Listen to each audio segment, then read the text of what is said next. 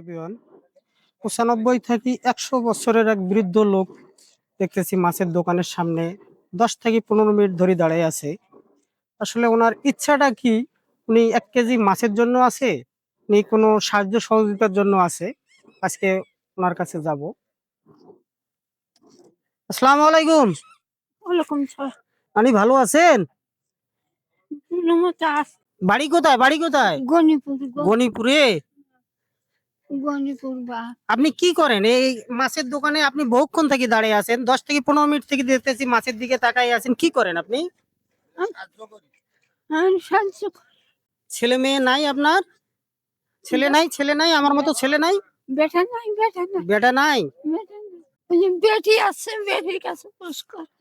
আমি দিশা পাই আপনি দিশা পান না?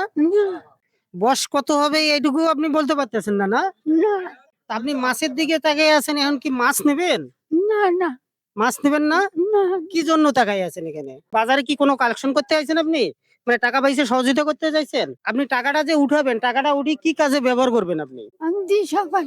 আপনি দিশা পান না? আপনার সাথে কে আইছে? কে আইছে? আপনার মেয়ে আইছে? আপনার মেয়ে কোথায়? এখানে আসুন। কে হয়? আপনার কে হয়? আপনার মা হয়?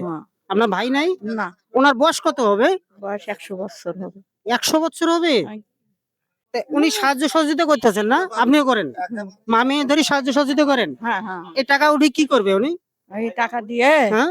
চিকিৎসা করবো আর খাবে আনা। চিকিৎসা করবে আর খাবে? হ্যাঁ। উনি বহুক্ষণ থেকে মাছের দিকে তাকিয়ে আছে। উনি কি মাছ খাওয়া বাড়িতে মাছ খাবে না, মাছ খাবে না? না খায়। এখন কি মানে ওষুধ পাতির জন্য টাকা উঠাইতেছে? হ্যাঁ, ওই জন্য আমি টাকা উঠে আছি।